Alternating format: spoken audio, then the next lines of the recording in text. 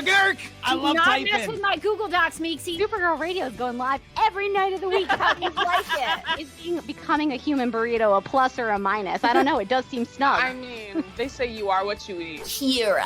I love that. So I do a podcast called Supergirl Radio, and one of our segments is Lena Luthor, Boardroom or Ballroom, because she looks like a boss in this coat.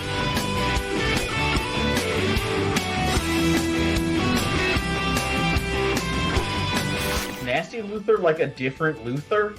It's not just Lena being mean? No. Helen Slater here. So fun to know that you're hosting a podcast called Supergirl Radio.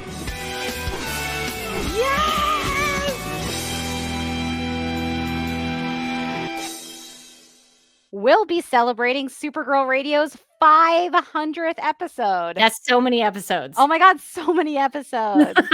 If you've been here from the beginning, oh my God. You don't have to watch the movie. You don't have to watch them. We do. we should. What What if we didn't? What if we just came on vibes only? I was like, what? That didn't. I'm sure that hasn't. How? Why? As I started the movie and I was confused, I was like, okay, they were doing that thing where they just drop you right in. They were like really trusting their audience. And then about 25 minutes in, I was like, I wish they would trust me less. I think he should be an actual bird. I think he should be a bird man. Yeah. If he is Hawkman, he should be a man who is also a hawk. You've got to commit to it. Calendar Man or Mad Hatter. Obviously, I have to go personally with my boy Calendar Man. I'm writing a story about him. Yes. It would definitely be about Taco Tuesday. I think it's about as he slowly comes to terms with how much he loves Taco Tuesday, he fights it, but he can't fight it for so long. He gets his own food truck. He starts really taking off in the foodie scene. And I think the end of that story has to be him campaigning to make Taco Tuesday like an official holiday. Oh, official holiday. Like a federal holiday. It on all of my calendars. It's really important. These are the issues that people care about. And everyone's like, we don't care about it too much. He's like, everyone cares about this. They kill him at one point. Later on, he comes back and he was like, JK, that was all in your mind. Lobo is in this movie. He dies. And I was like, oh, tough breaks for Lobo. I was enjoying his cheeky little presence in the movie. But you know what? You got to have stakes. At the end of the movie, he's just fine too. We saw his severed arm just kind of slowly, like over the course of like 30 seconds, go down into the water. And I thought, this is excessive? Why? Real bloody. And yet at the end of the movie, there he is, hands and all. So 2 people died in this movie, but no one died in this movie. Back in the early days of the Arrowverse, they were also actually developing an Hourman show. Hourman TV would have been great for an hour-long episode. Like 24 style? Yes! I would watch it. Would you podcast about it, or would you do Hourman podcast? I mean, you'd have to keep it to a tight hour, Rebecca. That's true. Even if there was no room for like an outro, just forget it. It's gotta an cut hour. it off. It would be bad, but now I kind of want to do this. The whole movie, Steve Trevor is like, Diana, marry me. And Wonder Woman's like, not now, not now. This is like a fun thing that we do. Steve's like, to me, it's not though. And then as he's dying, he doesn't even get the satisfaction of putting that ring on her finger because he just dies. You would think that this ring would be intensely meaningful to her. And instead, mere minutes later, she goes over to Barry and she's like, you want it? He was a prisoner on War World. It was obviously working towards the War World part of it. It's so hard to say. Oh my God. I am again once more very angry because he did not snap. He didn't. I'm also mad that he never used the word daddy-o. This would have been the time period. His introduction should have been like, hey, daddy-o, it's me. It's Snap a Car. And I would have I would have automatically rated this movie 5 stars across the board. Did I like it? No. Did Snapper Carr finally snap and say daddy-o? Yes. Is that everything I've ever wanted? Yes. Also, yes. Had you been an Adam Strange fan? What did you know about him? I know nothing. I knew nothing. And I continue to know nothing about Adam Strange. Is it just us all or like us all? We're like, us all. Was this the Green Lantern movie to change your mind and win you over to Green Lantern? Wouldn't it have been wild if it was? Oh, have been wild. What would it have been crazy if this was the one that finally got me? The one where they kind of kill him. It's like, it turns out I just didn't care for Hal Jordan. Grant Morrison wrote a good story about Hal Jordan stranded on an alien world with a beautiful alien woman, and it turns out at the end it's his ring. He kisses it on the last page. He throws his ring up into the air, and he's like, "Fly free, little buddy," and it like flies off, and then he's naked. It goes to live on an island where it meets a beautiful alien woman and raises three beautiful children. And then the ring takes out like a little wallet full of photos and starts showing you like tiny little rings, and then like the ring's getting bigger. I didn't think about the babies being rings. The babies are definitely rings. I'm sorry. It's like a small, like it starts out with a small nude ring, and then it gets bigger. I just want to kind of remind everybody that like half of the last movie was spent on Psycho Pirate and his backstory and his deep emotional trauma. So it feels like there could have been more for Supergirl. Yes. And this one is just the thing. Did you get like a very Beauty and the Beast, like Be Our Guest vibe from a little lot bit. of the scenes with the monitor and Kara, where it's like, you have to eat with her. Everything that happened in this movie would have been a little bit, especially at the end, would have worked a little bit better if she had a period where she was warming up to him, where he like let her see the library or something. Maybe they had a snowball fight. I don't know. I'm just throwing out ideas. I'm just throwing out ideas. Who knows where they come from? She kills the monitor, and then she has like a scene with Batgirl later where Batgirl's like, "So Brainiac was cute, right?" And Kara's like, "Actually, girl, yeah, he was real cute. Also, I'm really sad about having killed my dad, I guess." Anyway, miss my hot boyfriend. I don't want to spoil it for people in case you're new to Supergirl Radio and you don't know what happens with Supergirl in Crisis on Infinite Earths. Yes, Daryl, Supergirl went to live on a farm. That's what we're going to say. Really happy there, though. Don't worry.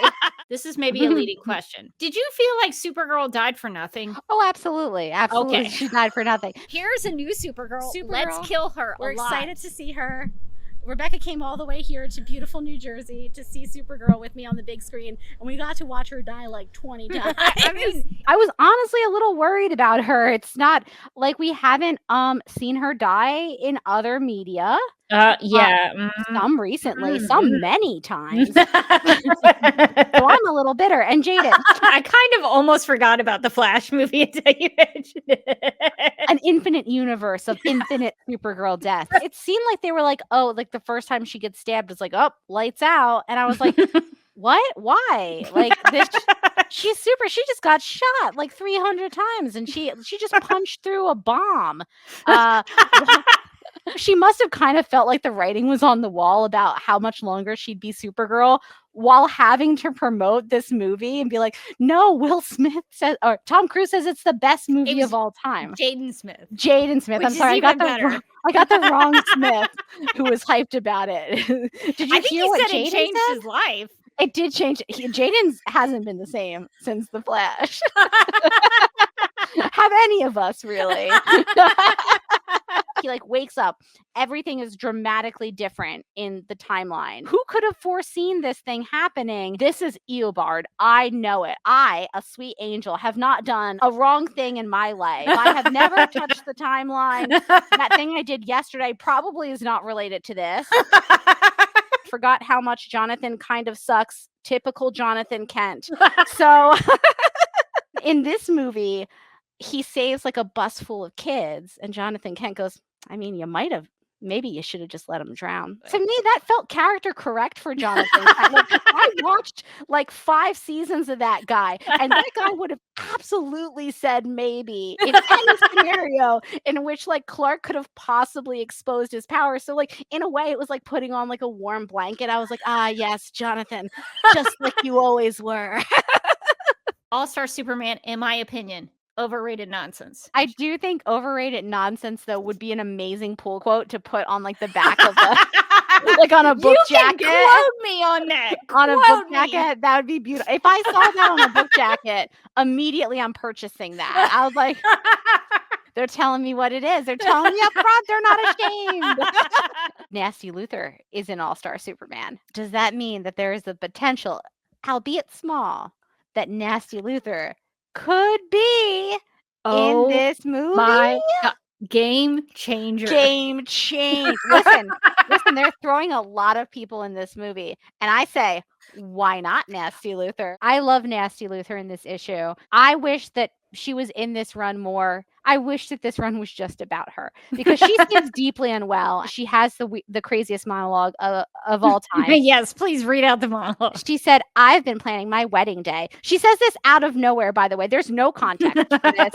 No one asked. She says, I'll be standing on an asteroid hurtling towards Earth with my undead groom. What? And then she says, we'll exchange vows, commit suicide, and bring about mass species extinction at the same time. These are her goals. That's what she's working towards. She's like, this is what I've been thinking about, dreaming about, hoping for. And Lex is like, that's great, sweetie. Did the artist just decide that this is what the chronivore was going to look like? If you were just given like, it's the chronivore, it's floating through the sky. It could be anything I want. I want it to be mostly chicken legs. It is funny because he's like, here's a bunch of knickknacks and doodads. And also here's a bunch of dangerous stuff. Also, here's a Titanic. No reason. I went to a museum in Pennsylvania that was just a bunch of random stuff. And when I say just a bunch of random stuff, I mean like random stuff, like signs from Quiznos and and an animatronic Charles Entertainment Cheese band that did in fact spring to life and play a song. And then you would like, go past, like a wall of just like phones from various ages, like old-timey phones, and then like the phones from the 90s. There was no rhyme or reason. It's kept up by an eccentric collector who just likes to buy random stuff, and he just puts it in this warehouse, and you can take a tram through it. Anyway, it was amazing. I turned to Mike and I said, if I ever won the Mega Millions, I wouldn't tell anyone, but there would be signs. And anyway, this is the vibe I'm getting from Clark's Forbidden Room. She's kind of the worst. She's not great. Let's not beat around the bush. This Lois is like the pits. We don't like her. Superman has gone missing for 2 months. So does Clark Kent. Coincidentally, so does Clark Kent. She cares about the one disappearance. She doesn't care about the other. And she doesn't seem to connect the dots. She's explicitly been told that they are the same person. This seems like it would be evidence that he came back at the same time that Superman was coming back. All of the clues, Daily Planet star reporter Lois Lane. The clues are sort of coming together. The clues are cluing. He's like, it's your birthday. And so for your birthday, I've decided that it's great to be super. And I thought, wouldn't it be so fun if you were super too? So I made a serum. I memorized all of your DNA. I hope that's not weird. And then I made a serum, and then I stayed up all night sewing a costume to your exact measurements. Don't think about how I know them. So I would think that maybe he would want to tailor it to more of like Lois's likes, like the kind of things that she likes to wear. Instead, what it feels like to me is that he's given her something that's more his style. It's going to look just like you would like it to look, just like me. If he was doing this for her birthday, making a suit for her, why doesn't he make his suit match her? That's what I'm saying. It's her birthday. It's her birthday. It's her birthday. This feels like a birthday present for him. This is absolutely a birthday present for him. This is going to be fun because I can't wait to see what Lois does with powers. Like a whole day of Lois getting to zip around, zip, zop, zup, and do all kinds of superhero stuff. How fun.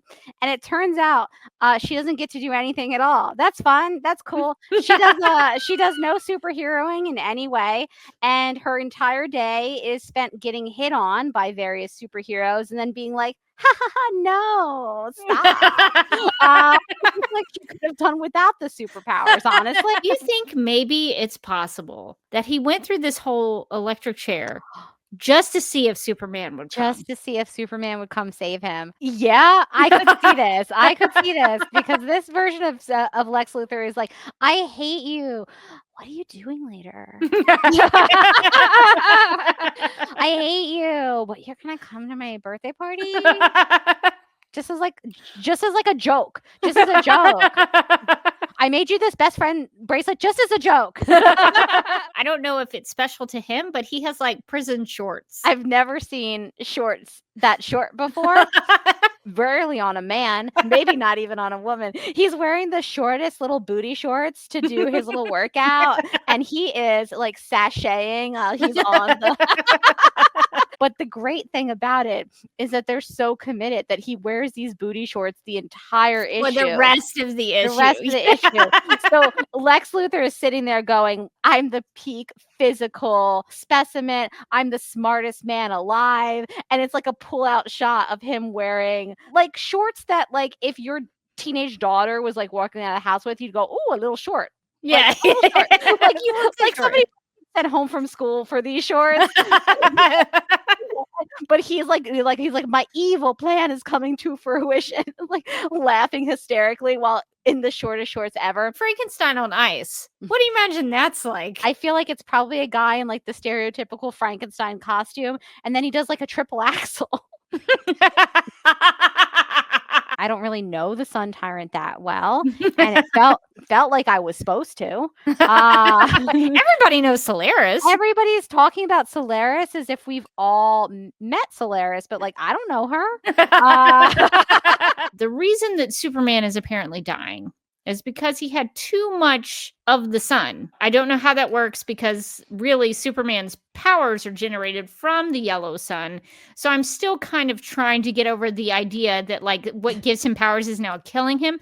To be fair though, sometimes you can become too powerful. Like think about when you have one coffee and you're feeling great. And you have like 3 coffees and suddenly you're like, am I too powerful? Right? I'm seeing in the past, the present, and the future right now. Does Bunsen have thoughts on this? Bunsen's not sure what he thinks about it yet. He says it's really too soon to tell. That's what he says. He's been reading along with us, and he's been liking it fine so far, but he said they could really mess up the landing on this, and that's what he's concerned about. he's trying to keep an open mind. Maybe they will land it. That, Bunsen? He says Superman must die. No, so Bunsen also pro Superman death. Bunsen is pro Superman death. Really a hot take coming from Bunsen. It felt like we had gotten away from Superman as like a human character, a character who connects with humanity. He was so godlike in this issue. And I liked that this moment was very like personal, one-on-one, very human. What's funny to me about it is if you saw those just couple of panels, you'd be like, wow, that must be a great Superman issue. I just think it's sort of contradictory in a way where it's like Superman's just really reaching out to people and having a human moment with somebody. But like he also like created an entire universe to see like how things would be without him, because like he just wanted to make sure people cared about him. I was just like, I don't know that really jives together. I think there are also like a lot of moral implications for making an entire Earth or an entire planet just to see how it's gonna go. There are these people on this new cube Earth that are learning how to, create a fire, do tools, language. They're making monuments. They're creating civilizations. They're drawing their own Supermen. They're living these full lives, but only really at the behest of Superman, just to see what's going to happen. And at any time, I feel like there is an implication that he can just kind of pull the plug on this thing. Not good. Then you sometimes flash to Lex Luthor, who was like, he's gone crazy. And you're like, I mean, oh no, is he right? All-Star Superman, Deluxe Edition. This whole thing is just the Chronovore. Several paragraphs. I want you to think about how long that Chronovore section was. And then I want you to guess how long the section on Lois Lane is. No. Because Rebecca It's this. What? It's this here. The amount of rage I felt. You can see Barel's section is right here. Lilo's section's here. Oh my gosh. Lilo's section says that she's named after pool furniture.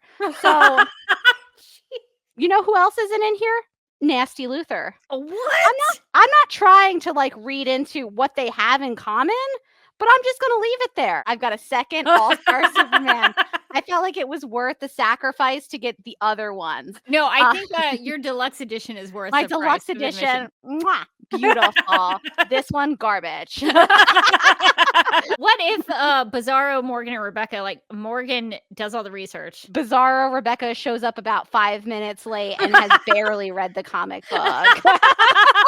Zabaro is sort of a little bit high on his horse up there. And I feel like if he just took a step down and tried to understand the Bizarros, he maybe would have a better time on the Bizarro world. But Morgan, he is the only one who can see the beauty in the sunsets. Has he thought about telling them about the beauty of the sunsets? In their language. Maybe they actually do also feel that the sunsets are beautiful, but then like when he's talking to them, they're like, sunset ugly. But that in their language means sunset beautiful. Yeah. And maybe it's just a language barrier where they don't, they're like ships passing in the night. It's like a beautiful, sad story where like he doesn't understand that they're always just kind of agreeing with him. My issue with a lot of these issues is that I have to do a lot of like, sure, maybe they're sludge, maybe they're not, right? Like maybe the sludge is a good thing. Maybe as a sludge, Zabaro goes to a writing workshop. His poetry is going to be so good. The next time he bumps into him, he's going to be like, bro, what's up? Like, how's your poetry? Oh, you want me to read? Oh, is that a manuscript? Oh, it's a screenplay. Oh, that's so interesting. I do know some people in Hollywood. I don't know that they want to read all of this though, Zabaro. It's so big. Oh, 2 parts. Interesting. I just like the idea that the Zabaro's like, as he's waving goodbye to Superman, he's like, don't worry, bro, I'm going to grind it out. You won't even believe what I'm going to have when you get back here. I got a whole treatment ready. There was kind of a Bizarro, but not really. And we'll talk about Ultraman, I guess. There was no poetry. There was no Zabaro. What if Ultraman became Zabaro? Oh my God. He comes back and he's like, just read my manuscript. David, Rachel, if you're listening, I know you're going to do great. You have to do great. A lot of writing on that. We really want that Supergirl Woman of Tomorrow movie. It's been promised to us. Don't let them take Comet the Super Horse away from us. Don't you let them do this to us. I really want this movie to succeed because we really need that Woman of Tomorrow movie.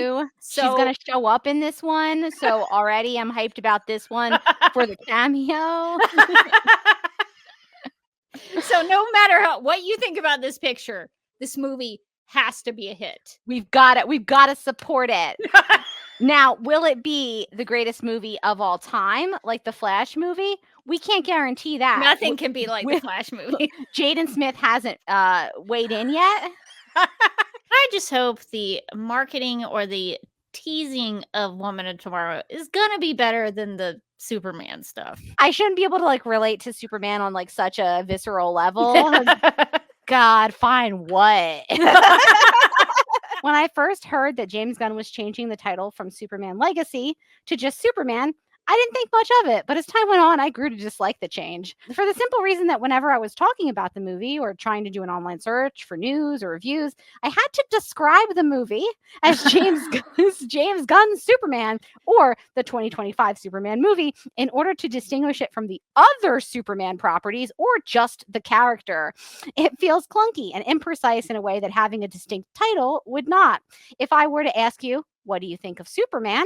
I could mean the character, or the movie, or the character's depiction in the movie. So this is also the problem with Supergirl. If you look at for Supergirl in IMDb, you're going to get the TV show, you're going to get the Helen Slater movie, and now you're going to get the Millie Alcock movie. Somebody was like, if you call it Superman Legacy, like, will people even like understand? Yes. Oh, you bought the Superman Blu-ray? You could be like, yeah, for Supergirl. Which is why I would buy it. Or you could just make direct eye contact with them, and then point to your shirt. No words needed. No words needed. You could get me to all these DCU movies. And you could wear the shirt so many times. I would get so much use out of that. T-shirt. I hear Supergirl's in this one. It's like, I thought this was the Batman movie. It's like, yeah. Along the way, she meets a young woman named Ruthie and winds up on a murderous quest for revenge. Murderous quest makes it seem like they're going to kill a dude. And as we've talked about, that's maybe not what happens at the end. I mean, Ruthie wants to kill. Ruthie's like, Graham. listen, I do want it to be murderous. Everything else I was hearing, I was feeling really good about. Sounds like Millie's great. Sounds like the director's great. Sounds like Ruthie is tiny or whatever. Love it, love it, love it. As long as we get Comet. Nobody asked him about Comet. No, why does nobody ever ask about Comet? My first question would be like, tell me about Comet, who I'm assuming is in the movie. And I would ask it very aggressively like that. Our questions would be so different. So from their questions. What all the people really want to know. That's what we'd be asking. The Warner Brothers DC Studios feature Take of Supergirl, Woman of Tomorrow, will hit theaters on June 26, 2026. Lots of 2s and 6s. 6/26, 2026. Fun date. We love the date. I like Woman of Tomorrow. I think Me it's too. a fun name. I feel like if you got a fun title like that, you might as well use it, but they don't consult us on these things. They never do. They never really do. should. They always have opinions. They never want to hear them. Craig Gillespie was a dream for me. I, Tanya was one of my favorite movies, and he has been everything that I would hope for a director on a big project like this when working with him as a studio head, which is weird to say, but I love working with him. Why is that weird to say? Why would that be weird to say? I'm going to James say Gunn? something really controversial. I like the director of this movie. It's like, shouldn't you?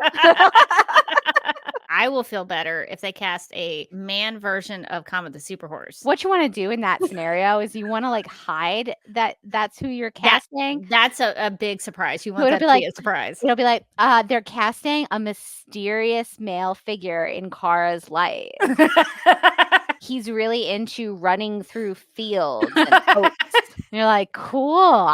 Who could that be? Mark has a good suggestion. Comet popcorn bucket. I think that's sort of a no-brainer. Okay, what would that look like though? How? What would that look like? Maybe. Okay. Would it be? I've got it. Okay. I'm conceptualizing it. I'm beautiful minding this. So Okay. the bucket's like right here, and then over the bucket, jumping over the bucket. Oh, is Comet. So he's kind of like attached, but he's like jumping over the bucket. So like you kind of have to slip your hand in. that's what I'm saying. It's gonna make it more difficult to It's get the popcorn. impractical, but it's going to be beautiful. It's really going to be more of a It's a decorative piece. a decorative piece that you're going to pass down to the generations. And this was when we saw Supergirl in the summer of Supergirl. We'll have to see what happens after the Supergirl movie in the summer of Supergirl. After the summer of Supergirl, Maybe it will which be. they're definitely going to do. They're and we all definitely. believe it. It's going to be everywhere. It's going to be. I've already amazing. planned it for my next year. I put summer of Supergirl starting in like June all the way through. I can't wait for them to hang a Supergirl from a building. It's definitely going to happen. It's That- not. You're not just going to have like a Supergirl like palette at Sephora. It's going to be full court. They're totally going to do that. They're totally going to. 110%. There's going to be the Supergirl palette at Sephora, and I'm like, you can look super beautiful. I can't wait for the summer of Supergirl. Summer of Supergirl. I'm sure they're planning it right now. I'm sure DC is hard at work planning the summer of Supergirl. I'm sure all of the Superman comic books are going to say Summer of Supergirl at the top of every issue that comes out. Every cover is going to have it every on there. single one. They were doing a play on my expectations as a subverting your expectations. Subverting my expectations as a reader. They're like, as a reader, when we say it's a finale, you expect closure. You expect the storyline to finish. You expect answers. We will give you nothing. On this run, I am reading the collected trade. Rebecca is just reading the single issues. I'm going to tell you that that editor's note was not in the collected trade. Really? There is a little box at the bottom that says, see Batman/Superman number 5 for the fight that takes place here. Are you kidding me? So I'm just never going to see the fight that takes place there. Why can't the fight take place in this issue? What about now? What about here, where we all are? The editor's note says Perpetua turned them into a throne. See Justice League number 36 for the grisly details. And I thought, turn them into a throne? What does that mean? And it means exactly what you think it means. Perpetua takes the Brainiac and literally transforms him into a chair and then puts all the other villains inside the chair. So she literally does make them into a throne. I recently just bought an empty ottoman that we've been filling with old clothes, and that's what she did to the villains. We decided that our strategy is confusion. We're going to confuse them into buying a bunch of comics so that they can understand the story. But guess what? Joke's on them. They'll never understand because we're not finishing Leviathan. I would love it if there was a Leviathan comic book title and it had a cover, but then you open it up and there's just nothing on the page. No, even better. You open it up, it's just an editor's note telling you to buy something different. To buy another comic book that doesn't exist. You buy the whole trade, and as you flip, you notice every page is just a different edit. There's no graphics on it. Every page is just an editor's note telling you to buy something different. What if you could do a choose your own adventure with editors? That'd be incredible. I feel like that's kind of my experience with them so far. It begins with Amanda Waller. She's going to the White House and immediately sees Lex and a sexy cheetah lady. Wait, is this a cheetah lady or is it Cheetah, the Wonder Woman villain? I think it is Cheetah, the Wonder Woman villain. How sexy that cheetah lady is. Yeah, okay. Okay. Brainiac leaves and then Lex blows himself up. Yeah, sure. Okay. Is that the baboon? That's the baboon. We start chapter 2. It's Green Arrow and Batgirl. You can tell because it says Batgirl in her Batgirl font. Yeah. And also Green Arrow in kind of a sadder font that's sort of hidden at the bottom. So you know who's the more important character in this. Supergirl's in there though. Supergirl is at the front of this, where she should be. Respect. We have what I can only imagine is Gorilla Grodd, and he has strapped onto him a baby, like a baby Bjorn. And I cannot imagine what is the context in which this happened. Does it not explain who the baby is? It sure doesn't. It's never explained. And so I don't know. I guess he's just a single father trying to do the best he can. And you think, wow, where are they going with this? And it's nowhere. I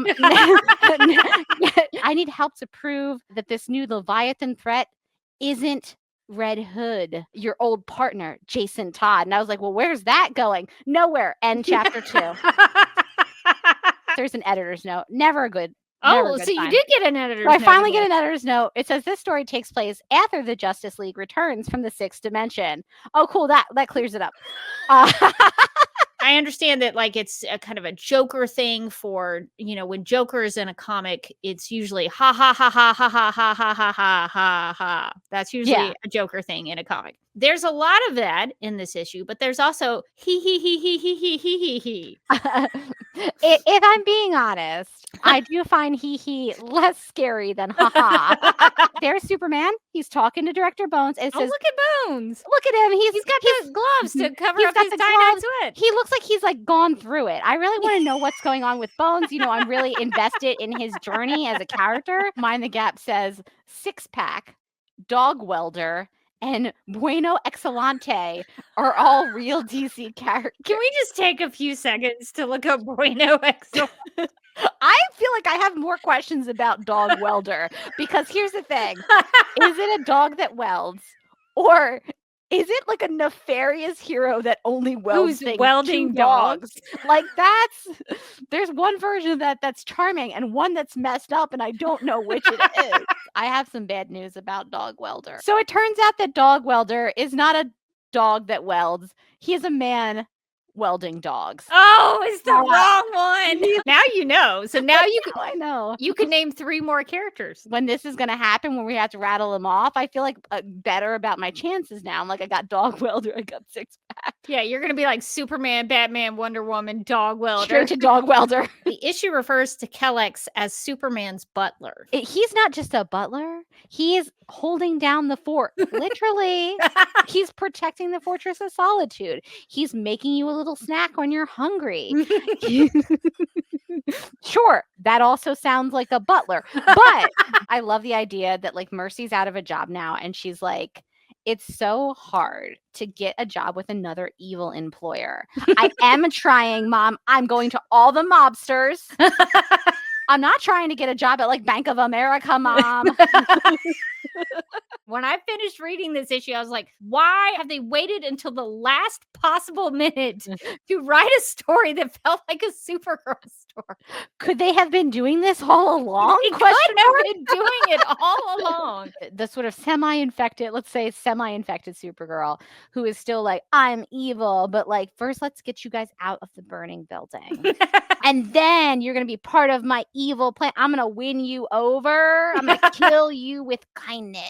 Donna Troy is now called Deathbringer. Blue Beetle is now called Scarab. And then Shazam is just like, I'm King Shazam. And I was like, all right, Hawkman is now Sky Tyrant. Like Sky Tyrant, that's a cool nickname. I must have missed Supergirl's nickname. Her nickname is Kara Zor-El, formerly Supergirl. That's not how evil names work. Kara Zor-El is her name. Yeah. So it can't be her new evil nickname. Mind the Gap in the chat says Iron Maiden of Might. Yes. It's right there. Yes. It's right there. Yes, that's awesome. There. I went on a fingernail journey. She doesn't have the fingernails. Is this meant to be like a sign that she's like changing? That she's changing, that like the good Supergirl is coming back. You can see she doesn't have the fingernails in this panel. No, it's just her hand. It's just her hand. Now you would see those long, long nails if she had the nails. But she doesn't. I'm confused again because it looks a lot like in this panel, the fingernails are back. Guess what? She doesn't have them here, which is 2 panels later. And in another panel, 2 panels down, when Krypto licks her, you can clearly see she has short nails here in this top panel. We can see clearly once more that she does not have the nails, except in this panel. You can very, very clearly see the nails again. Go to the last panel where she's crawling out of the thing. The last panel, no nails. She's got black nails again, just but like they are short. So the nails meant nothing. He says like a touching farewell to Eliza in that he was like, bye. And then he picks up her hand and he's like, sorry, girl, you can't have this technology falling into the wrong hands. I was trying to look for Eliza's hand. Oh my God, Rebecca. She is in fact missing that hand. No, so I didn't notice it. I couldn't find it. I didn't notice it either. I went to the end of the issue where Kara goes home and they're like, who are you? And we get the dun dun dun, like the thrilling conclusion. Yeah. And if you see in this panel, I'm trying to get the light off of it. She has her regular hand here and she's missing a hand here. So this is an homage to Sophie the Campbell. Eliza. This is the greatest. The mind you have. It's a homage to Rebirth, where she also did not have. Now that is a deep cut. This new all new DC All In series launches on May 13th, and it's written and illustrated by celebrated storyteller Sophie Campbell. And Campbell says, quote, I came up in the comics industry doing mostly graphic novels that I wrote and drew myself. So doing the same with Supergirl feels like I'm returning to my storytelling roots. My main touchstones to Kara Zor-El were the stories and the wild costumes from the 70s, the 1984 Supergirl movie, and the CW show, which I was a huge fan of. In creating this version of Supergirl, I'll be drawing on some of those influences as the series unfolds, unquote. I love that Sophie Campbell mentions the wild costumes from the 70s. I don't know if she's referencing our girl Margaret. You remember Margaret's costume? Margaret's costume was not possible. Wouldn't that be so fun if some artist was like, for this issue, we're just going to go full Margaret. This is for you, Margaret. I bet you money if we had Sophie Campbell on here right now, she would know who Margaret was. Margaret. She would know Margaret's costume immediately. Clearly, Sophie Campbell has read Supergirl's history and knows about it. And I'm starting to think we definitely need to have her on the podcast because One of us. To see Margaret's design in this comic made me want to cry.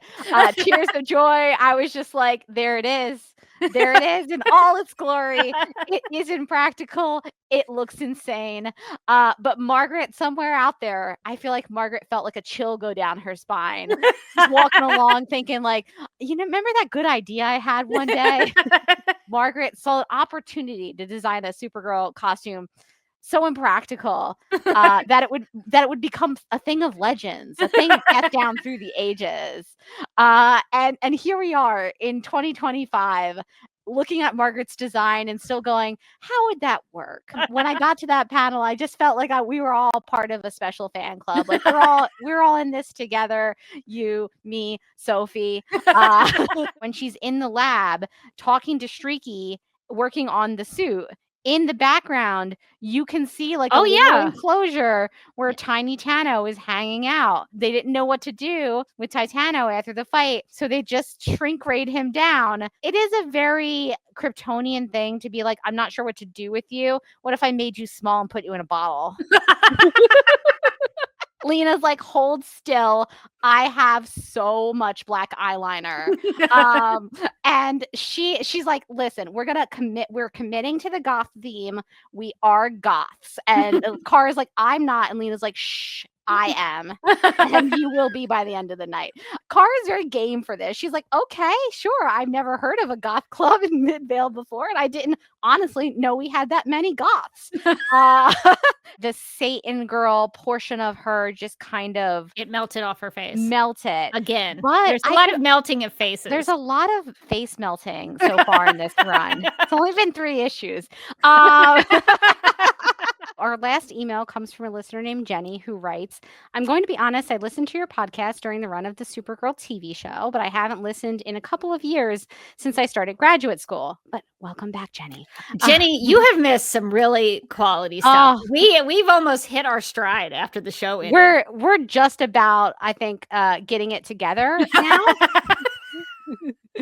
So really the best is yet to come, Jenny, I feel. Yes. But also, what a back catalog you have now. If you want. No pressure. But know that we trying to win Jenny back.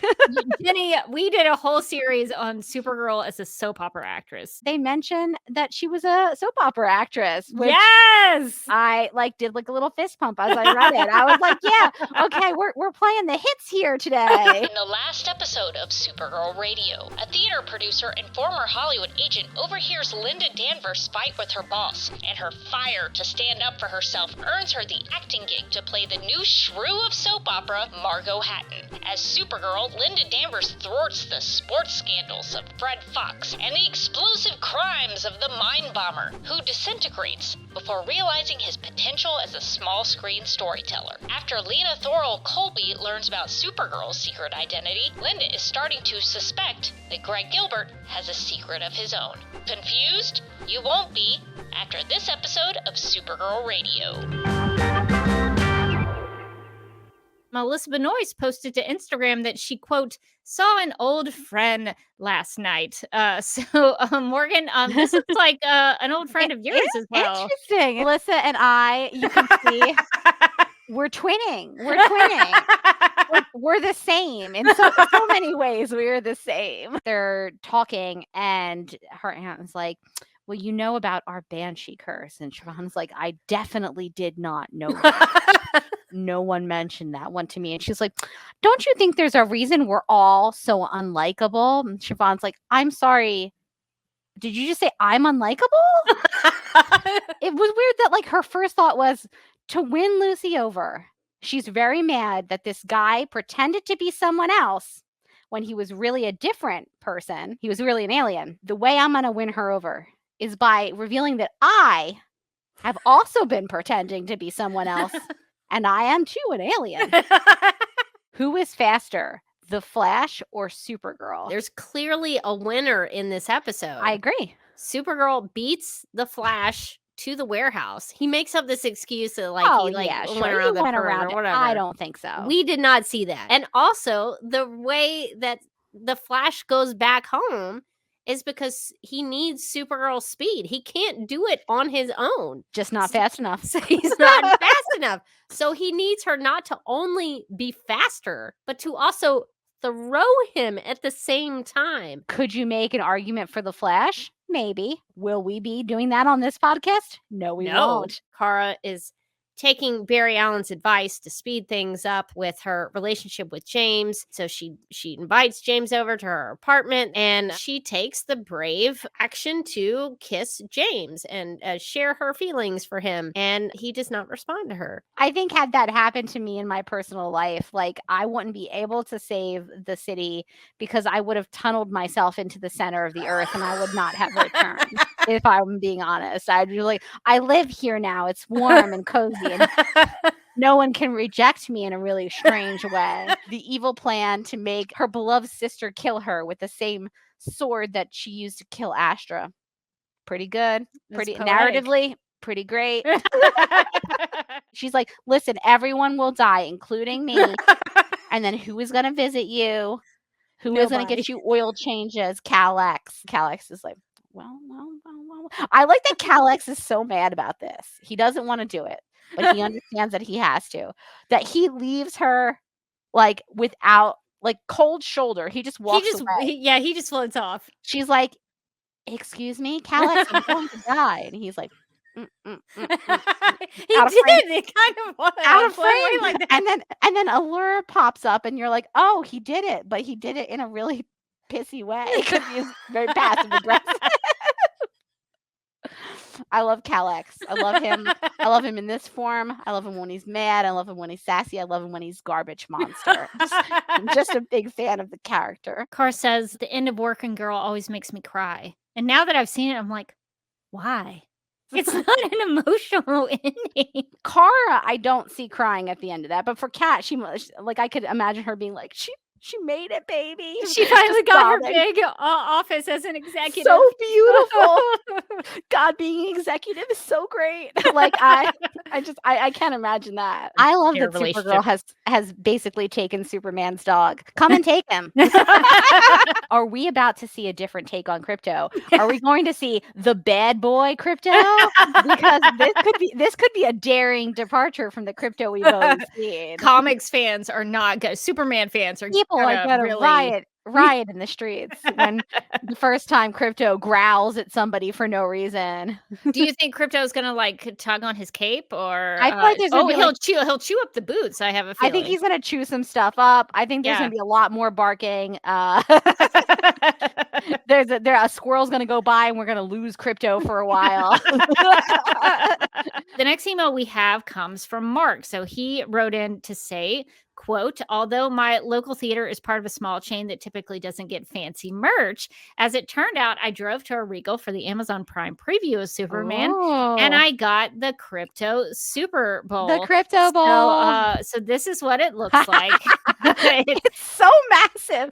Like you can't get this. When I saw this come up as like one of the options, I said, 110%, I'm going to buy this. It's going to be so cute. I can't wait. And then when I saw it in person, like, the scale of this thing is insane. It's so big. Like the Krypto on it is so huge. The popcorn bucket is very big. And I was like, I have no place for this.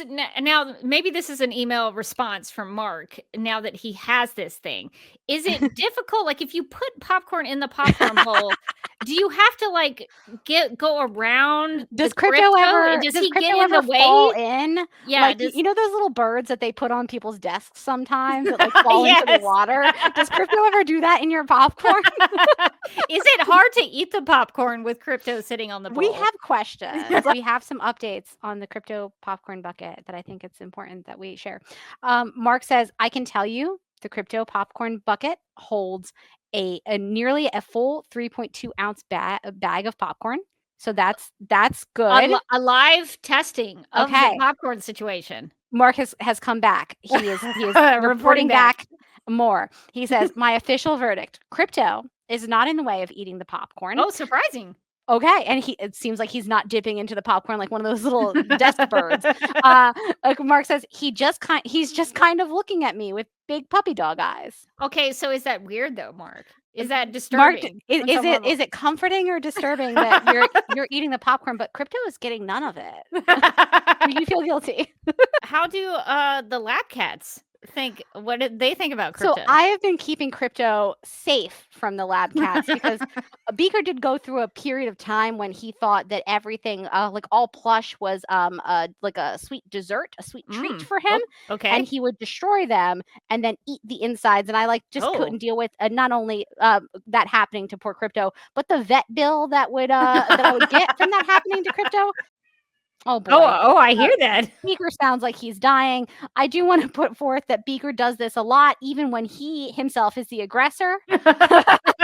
Sometimes I'll just find him slapping Bunsen across the face while screaming like he is the hurt party. I come in, I'm like, Bunsen, what did you do? Bunsen's like, nothing. This one felt like a little artificial. I understand that she was, oh my God, I'm so sorry. Are the lab cats okay? Bunsen, is everything okay? Bunsen? He's just screaming. He's by my desk. I could hear him. I was like, what is he? I was trying to ignore it, but it kept getting louder. We boarded the cats for our vacation, and we just got them back today. And they're like, I'm so sorry for whatever I did. I'll be better. We'll be better cats. So they're a little needy right now. What did they do to them? They got groomed, which was apparently incredibly traumatizing for Bunsen in particular.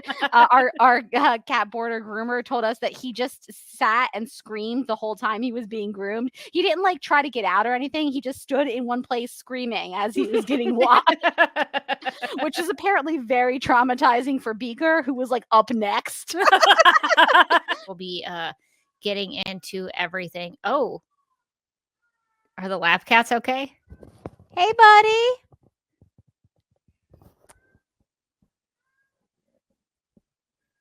I don't know. Which one is talking? Oh, it's Beaker. He's just walking around with his toy crying. So I think everybody's all right. He's definitely going to jump to the top of this china cabinet. He's going to do it. Oh my gosh. He's meerkatting. I'm just worried about the glass vases up there. Do you need to no, he's done it.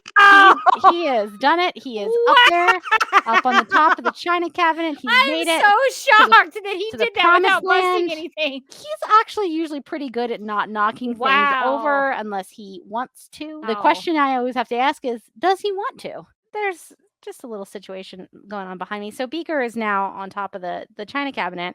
I don't know. I'm a little concerned because I'm not sure what he's planning. What is he looking at? That's my concern. Where are you going, bud?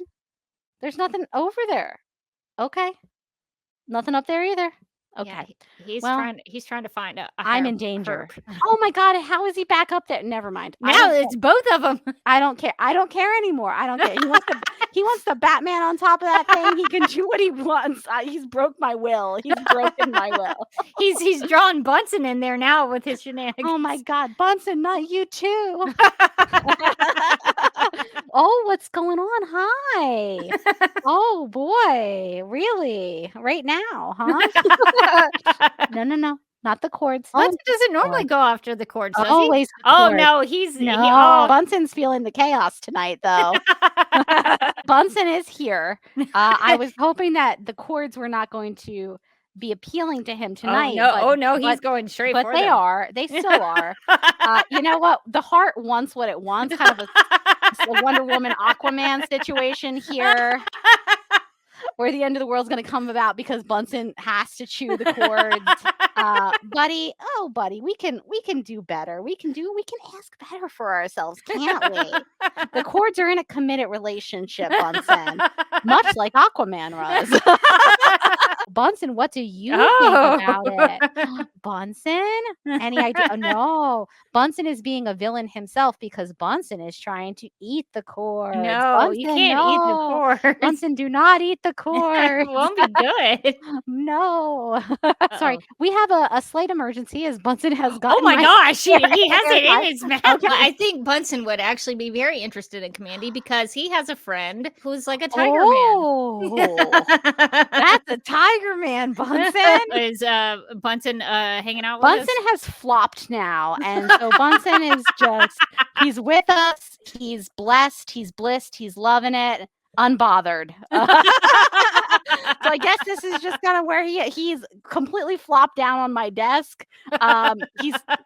He's knocked some things over in his attempt to flip there, but yeah, he looks like he's having a good time. He is having. Yes, you are having a great time.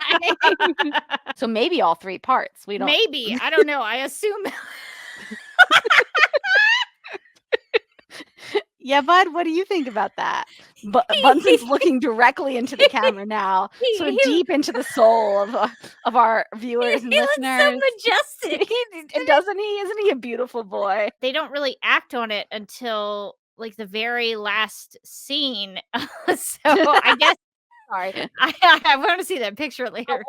A lot is going on right now. This is Bunsen right now. He is chewing on a cord. This was Bunsen moments ago. If he looks a little disturbed, it's because he is. I just wanted to take a picture of where Bunsen has been sitting for the last 10 minutes. Wait, right over your shoulder, staring at me very judgmentally. Anytime you want to contribute, buddy, feel free. Oh, looking right at the camera. Right at the camera. Perfect. Bunsen is here to weigh in. He watched the first episode of The Continental as well. To be fair, he napped through a lot of it, so he didn't get some of the finer plot points. And he was like, not enough cats. The world of John Wick is really dog heavy. He started to lose interest, is the thing. Bunsen was sure that it was Harvey Dent. Thematically, he's got 2 faces. It could be his other personality. Bunsen was completely on the Harvey Dent train, and he was shocked at the ending. But I'm sure that he did not accuse Catwoman. The thing is, he knew the whole time that it wasn't Catwoman. He's like, I have a good vibe about her, and also all cats are innocent. Whatever they did, no, they didn't. We were talking a lot about Streaky, and so Bunsen has decided to come and say hi. He didn't want to wear his cape? He didn't want to wear his cape. He's a little shy. I did get that cape on him one time. He was the only one who would successfully wear it. Beaker ripped him off immediately. Whereas Bunsen just kind of let it happen to him, but he wasn't happy about it. Does Bunsen have thoughts on I wanted to give him the floor just in case he had something to say. He said, what was that? You can tell me. Okay. No, I'll tell them. He said that he expects more Streaky, the super cat. He's seeing a lot of representation for Krypto. And Krypto, he thinks that cats are better in every way. That's what he said. Bunsen, would you go on that road trip with Green Arrow and Green Lantern? Does Bunsen like cars? I don't care for Green Lantern. Bunsen. Harsh. Oh, harsh words out of Bunsen. If Bunsen was going to be put into like a vision world, what do you think that would look like? It would be a world of infinite dinners. Dinner time? It's always now. It feels like you would want to do it. No. It's a Bunsen. Oh my God. He's been very intense in this episode. He has strong feelings. Bunsen is Bunsen obviously was trying to, oh boy. There goes the ring light. Fully over.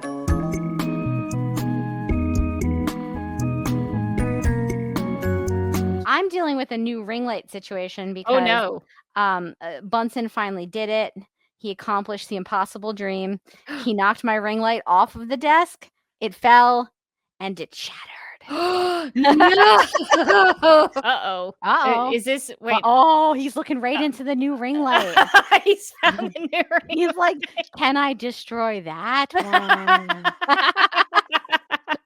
Haven't you done enough, Bunsen? The main thing that you need to know about cats is that they do what they want. They eat the wires on your headphones when you ask them not to. They knock over your ring light when you say, please don't do that. Sometimes they want the limelight and the spotlight. Sometimes they want to sleep on your bed, and they'll cry outside the door to do that. Bunsen does that. Yeah. Bunsen, you do that, but we don't let you in the bedroom. Not like Ambrose got on that bed. Ambrose was pretty clever. He figured out a way to get back in there. Bunsen, I feel like, is like my little serial killer because Bunsen will fully try to open the doorknob. And so you'll be sleeping and you'll just hear oh no, like a horror movie, like That's it's terrifying. Like, you know, Freddy or Jason trying to get into your room, and you're just like, Bunsen, go to bed. Oh buddy, why? Hi buddy. Hey bud.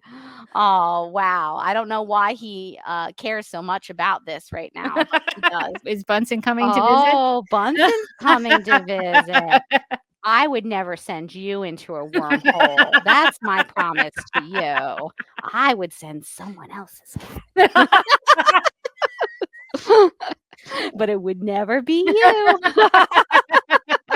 If you had to send one of them off. Oh, I couldn't do it. Bunsen, I couldn't do it. I don't know who it would be. That would be terrible. It would be neither of you. I would send Mike.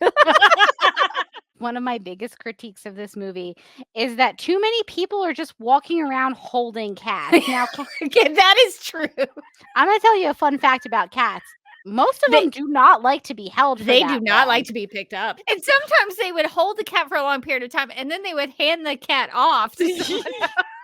Cats love nothing less than being held by one person. The only thing worse is being then passed off to a second person. The whole story of the movie really is like these 9 kittens need to get adopted. I started to keep account. They adopt the 2 to his boss. They go to some other event where somebody comes out and is like, we adopted 4 of them. And I was like, okay, so you're down 6. It's like 6, yeah. So now you got 3 left. And they convinced the lady at the cafe to take one. And then he says that he had made a joke to some lady about the cats being better than therapy. And so she was going to take one. They should only have 1 kitten left to adopt out. But at this point in the movie, they're like, we have 3 cats left. What are we going to do? And I was like, sir, no, you don't. No.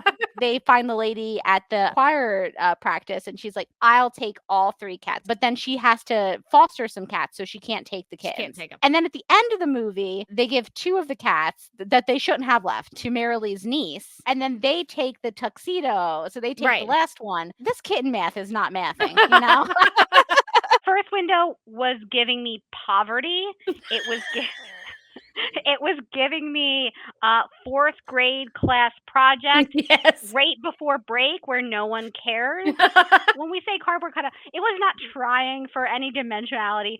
It was a flat cardboard cutout with a Santa hat of the Statue of Liberty with like in snow, and that's it. Just one cardboard cutout in a whole giant window. I was like, game over. We've already decided who's going to get the job because it's the guy who put more than one thing in the window.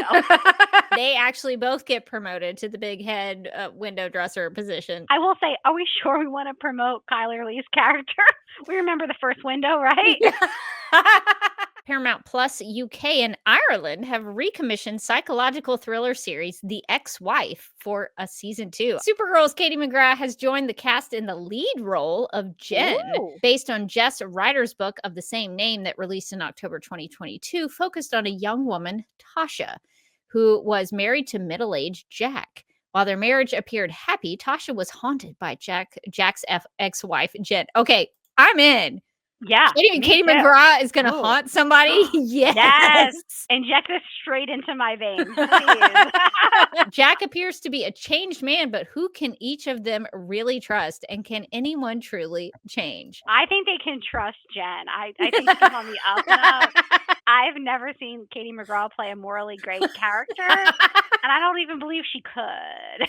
It's not even something in her wheelhouse. It's not in her range. I hope Katie McGrath just like walks into every scene and like just immediately starts gnawing on furniture. I want to watch this so much.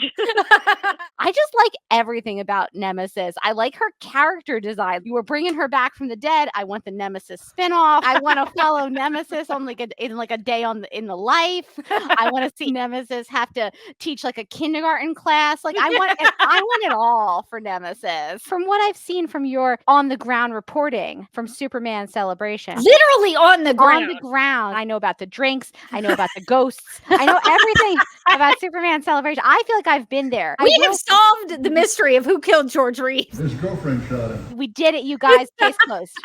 No Superman on the Superman poster. So there's also a lot of text on here. He's been a hero waiting to be real. Now he is real. Superpowers out of the realm of fantasy and makes them startlingly real. No longer the man of tomorrow. He has come of age, our age. And then in all caps it says, the Man of Steel is real. They really want to emphasize on this poster. Superman is real. I want to know the backstory of like what marketing person was like, okay, it's a sunrise. It's a little blurry. And then the text, let's go with like 1,000 characters. And what we're really going to emphasize is that Superman is a real person. They're like, Jeff, you do know that Superman is like a fictional character. Jeff is like, excuse me. I was led to believe he was real. And I'm going to tell everybody that he was real. And that's what I want this poster to show. And they're like, great, Jeff, we're going to print off like a bunch of those. And they're like, print 10. Put them all in Jeff's office. Well, you know, the slogan for that movie ended up being, you'll believe a man can fly. You know why? Because he's real. So maybe this is the precursor to you'll believe a man can fly. And they just shortened it real short. This is them workshopping. I like to imagine that they put out that poster. They were like, we have some issues with the poster. We need to workshop it. We need to like tighten it up. And so they're all in the room. And like Jeff just keeps on being like, we need them to know that Superman is real. And they're like, what if we said we like believe in Superman, but we're like not saying explicitly that he's real? And Jeff is like, if it doesn't say he's real, I walk. What's your favorite thing about being Superman at Superman Celebration? I would definitely have to say the, of course, seeing the kids, seeing their faces light up, but also seeing as much, maybe a little more, seeing adults kind of revert back to children. And just seeing kind of that magic in their eye and enjoying themselves. Supergirl was really different in the way that you kind of just did it on the fly. I would learn fight scenes. Melissa and I would sit down and we would learn these fight scenes, even on the day, which is so wild to think about because they look so, elaborate and the production quality is so incredible, but we really had to, use our time wisely and really just be a team in that way because you can get hurt. And if you're not careful and you just really have to trust your stunt coordinators and they obviously know what they're doing. But Melissa and I really were partners from the very beginning and she was nobody got hurt. So thank God for that. If you had to answer and respond to the question, what is art? What do you think you might say? Art is expression. Art is emotional expression.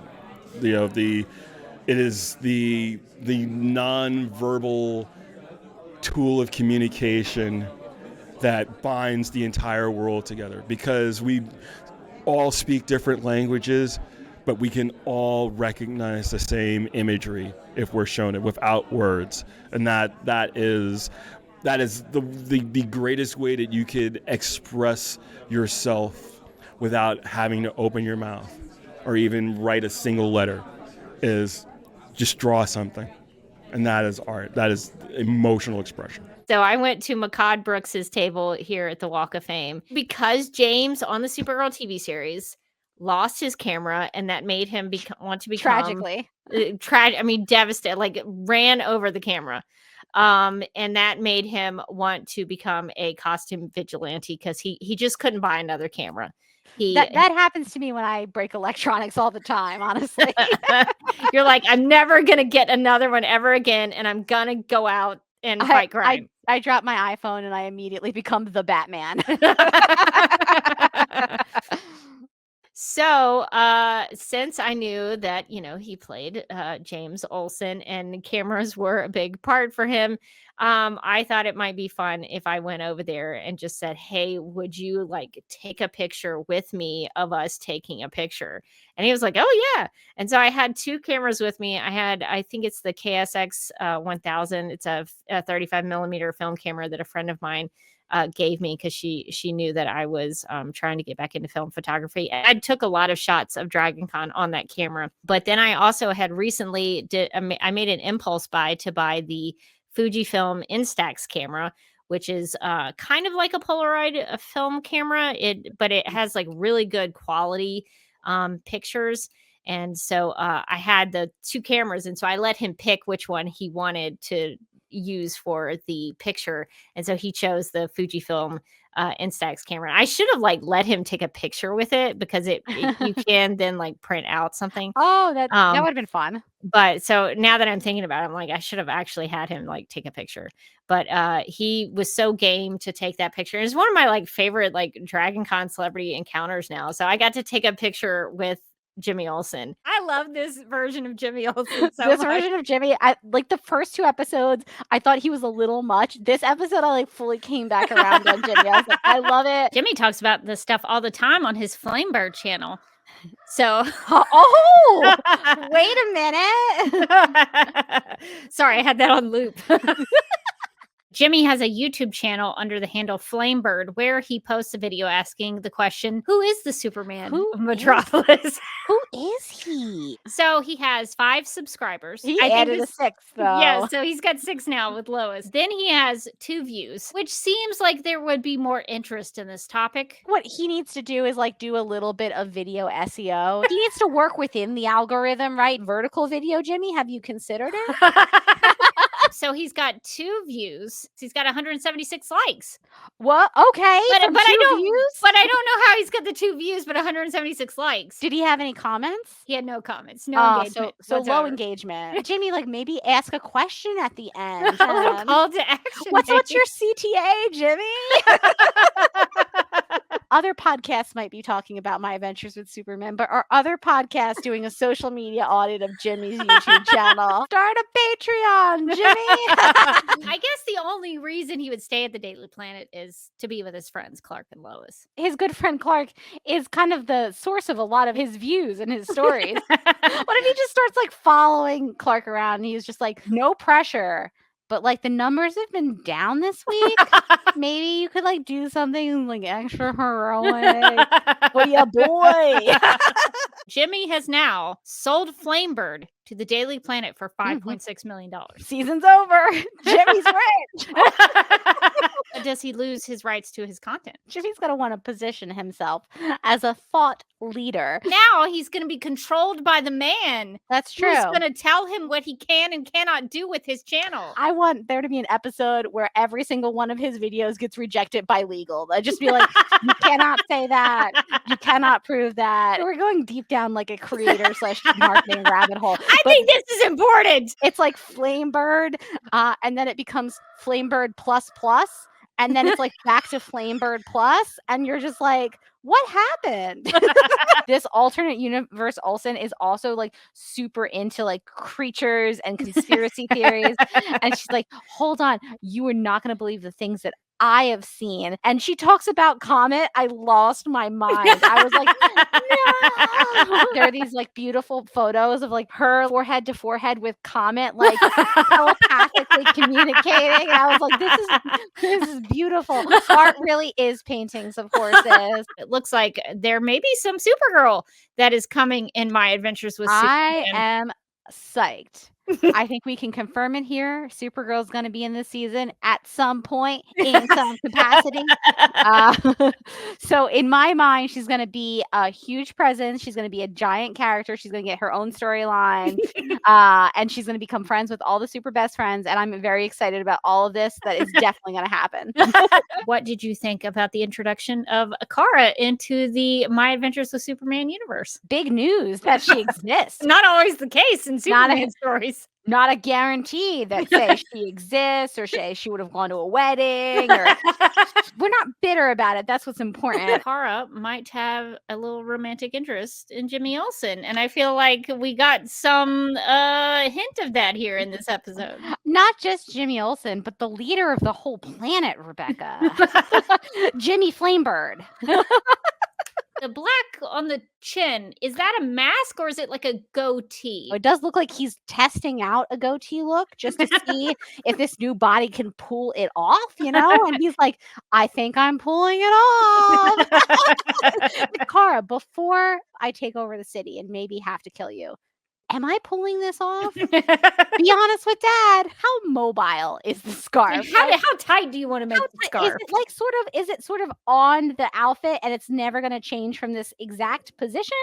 Or say if you were flying really fast, would it just choke you out? Like, I don't know. These are questions that we have that maybe we'll find out in season 3. They're gonna really deep dive into the scarf. I think the scarf's going to be a big part of season 3. What did you think about Lois's interview with Superman? I thought she did a great job. She asked about 3 questions. She got like 1 to 2 quotes that she can like use to like she'll put the padding around the quotes. It's like I'm here to help, and she'll just like have to write like graph after graph to kind of set that quote up. Was it substantial? No. Did he answer any of her questions? Not really. He answered those questions in the way of like a seasoned politician, where like when he flies away, you go, wait, his answer was just like nothing, wasn't it? What did you think about the League of Lois Lanes? All the Loises have found each other, and they're all, type A overachievers. I happen to love this idea. I think this should be an idea that we continue to pursue in DC Comics lore. What I thought was interesting about the General in this episode is that he calls Amanda Waller Mandy. I always kind of forget that Mandy is like a nickname for Amanda. That's so interesting. Is Mandy Moore just a Mandy, or is she an Amanda Moore? Maybe the General and Amanda Waller had a familiarity. They seemed pretty close. Mandy listened to him. I just can't imagine anybody going up to Amanda Waller and being like, hey, Mandy, hey, girl. And her not like immediately murdering that person, just like on the spot. I am Mandy and General Lane together forever. He's like, Mandy. She called him Sam. Sam? I was like, oh no, it's too much. It's too much. I got the vapors from that scene. I wanted there to have been like a torrid love affair between the General and Mandy. And I wanted there to be like a forbidden romance where he's like, who are you talking to? And he'd be like, Mandy, we've talked about this before. It just won't work between you and I. And then there's like a whole thing. I guess, they had to cut it for time. Anyway.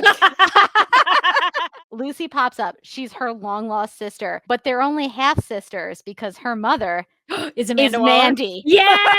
The News Kid Legion is in the show. Now, when this happened, Rebecca had messaged me and she said, there's some stuff in here that I'm going to want you to like have your take on eventually. And I thought she meant because I had heard that like Live Wire was on the show. Right. Yeah. And I had seen a clip of Clark's magical girl Sailor Moon transformation, and I was like, both very relevant to my interests. I wasn't expecting the News Kid Legion, and when it happened, I gasped. I gasped out loud like a Southern belle. I was like, oh, I do declare. I did not expect it. I did not know to look for it. It was just like a beautiful moment in time. Can we talk about Team Flamebird? Because part of Team Flamebird are children, and what a bummer superhearing is. How do you just go about your daily life when you can always hear somebody in trouble? At some point, that would drive you insane, I think. You're just like, okay, I'm going to go get some sleep now. And then you hear somebody be like, I am currently dying. And you're like, okay. Whenever they're doing something that's not superheroing, like people are probably dying. Only have accidents during the day. Superheroing sounds like objectively like the worst super like ability you could have in addition to like all of his other abilities. One of my favorite things about pop culture and like movies and TV shows is when they'll be like, oh, I wrote the article, and then you'll read the article and it's like somebody's diary entry. Today I saw John Henry Irons. He was real dreamy. He did lots of heroic stuff, and I think we should all applaud cut him. Anyway, those are the facts. Bye. Had Ivo not gone crazy and like turned into a mecha person and started fighting Superman, they would have come back from that assignment with no story, a bunch of no comments, and some lovely fisheye photos of a man and his grandchildren. And we've had like a couple episodes that have been just either like just Clark in his kidnapped state or just Lois and Jimmy as they work with Signor Malat and the brain to Monsieur Monsieur. C'est le français. I made him Spanish. What is Steve's tragic backstory? Because it's there. Because Steve is like, Steve's like, listen, Jimmy, I know a Steve when I see one. Jimmy's like, please don't say that to me. And he's like, nah, dude. Like, you've been left behind by your friends. And like, who hurt Steve? Somebody did. There was a setup of like, oh, Steve is suffering. Steve is in pain. Steve is in deep spiritual pain. And that's why he's trolling a channel with 7 followers. It makes sense. Most trolls are. There's probably the best Steve Lombard moment in this entire series in this episode. His line is, "We saw you get arrested and said, nah." So good. It was so good. And it really made that whole nah thing, the setup to that was so worth it by the time you get there. I clapped. I was like, that's an amazing moment. That was earned. Do you buy the fact that Cat Grant would not go to this party herself? I feel like Cat Grant is almost definitely at a better party. Like, that's why she's not at this one. Like, Cat Grant is at a more exclusive party as we speak. Vicky Vale was her icon. She had a poster of Vicky on her wall. A weird thing to have of just of journalists. Random journalists. I feel like we should have known that maybe not all was up and up with Vicky when she reacted to that honestly a little disturbing piece of information by being like, I do too. Morgan, if you had a poster of yourself, you're telling me that you wouldn't put that up in your office. I would put a triumphant poster of me behind me so that everyone who walks into my office has to see it. Like Morgan Glennon, the best in the world. And I'm just like winking, and then but you come in and I'm in front of the poster, and then I'm winking, and then the poster's winking, and that's a real power move right there. Then you go to sit across from me, the chair is on the floor. Yeah, it's lower. Yeah, it's mind games 24/7 in our office. Bob Kane kind of just was like, yeah, I did a Batman all by myself. Feels like just me, Bob Kane. Excuse me, maybe I also did a Batman. And you're like, no, it's just me, Bob. Without supervillains, we would just be watching the heroes go about their day. We just watch Bruce Wayne talk to Alfred and schedule dates with supermodels. Who wants to do that? Wait, would you still watch that story? Yes. I love that scene so much between Kara and Overgirl, where Overgirl's like, why do you care if I take your heart? You're not using it. Oh, she's threatening to kill her, but she's also being like, you're very single right now. Overgirl did not have any room to talk. She was married to Oliver Queen. I think it's better to be single at that point. Be single. You don't want that. Wikipedia says Silver St. Cloud became the lover of Elmer Fudd, and I feel like I have a lot of follow-up questions about this. This is in the Batman Elmer Fudd crossover written by Tom King. Tom King, friend of the pod. So we could ask him about it.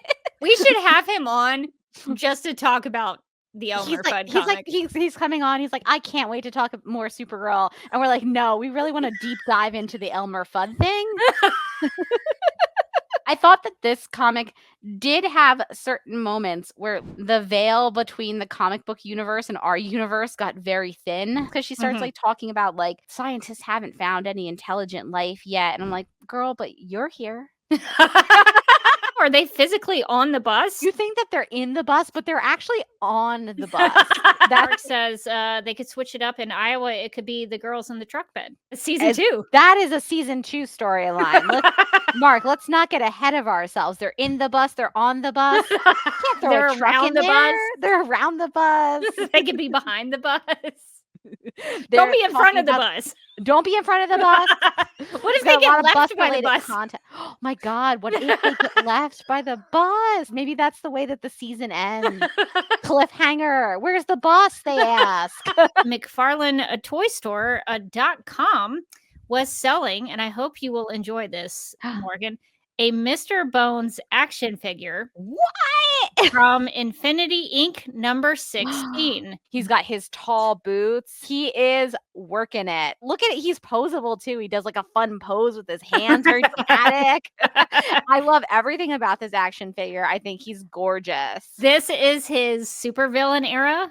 Before he turned a new leaf and joined the DEO as director of the DEO. This before is when before he entered corporate America. This is what he thought back on so fondly when he was looking at that picture. Now I get it. So when I clicked on that link like yesterday, yeah, it said sold out. Now it says pre-order. So it's about to get sold out. New Supergirl action figures were stolen. No suspects have been publicly identified, and the stolen merchandise has yet to be recovered. I want to put out there that despite the fact that we are probably the prime culprits as suspects on this, we have nothing to do with this. I know that if you're thinking, who would have motive to do this? Who would say has dedicated years of their lives to a Supergirl podcast? 10 years. Who's dedicated an entire decade to the study, the knowledge of Supergirl, who would see a whole pile of Supergirl action figures and think, jackpot, baby. If the next the podcast episode, you just see all of our shelves behind us lined with Supergirl figures, the mystery will be solved. Are there other Supergirl Radio podcasts in the multiverse? Yes or no? I would like to think so. What if they hated Snapper Car or Director Bones? Oh my God. What if they were like, oh my God, thank God they never did Turtle Boy Jimmy Olsen. That would have been terrible. Or what if, like Mark in the chat says, the Earth 2 Supergirl Radio is hosted by Teresa Destino and Carly Lane? Well, there's definitely a version that is that, for sure. Like 100%. I bet they would have a great podcast. I would listen to it. As of the end of Rebirth, there had been 269 total DC Comics issues of series titled simply Supergirl, not counting her run as the lead in Adventure Comics. So, at this point, there is a lot more Supergirl Radio than there is of canon Supergirl in the comics. We could do this podcast forever and ever. Listen, unending. We won't be stopped and we can't be stopped. There's so much Supergirl that we haven't even touched yet. That is a promise and a threat to our listeners.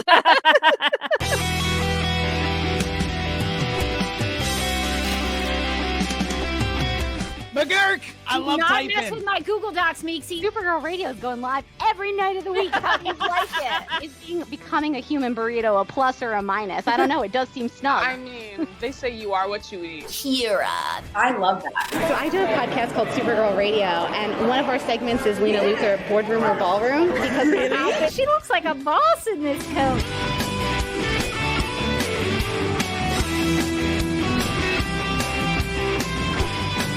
Nasty Luthor like a different Luthor? It's not just Lena being mean? No. Helen Slater here. So fun to know that you're hosting a podcast called Supergirl Radio. Yeah!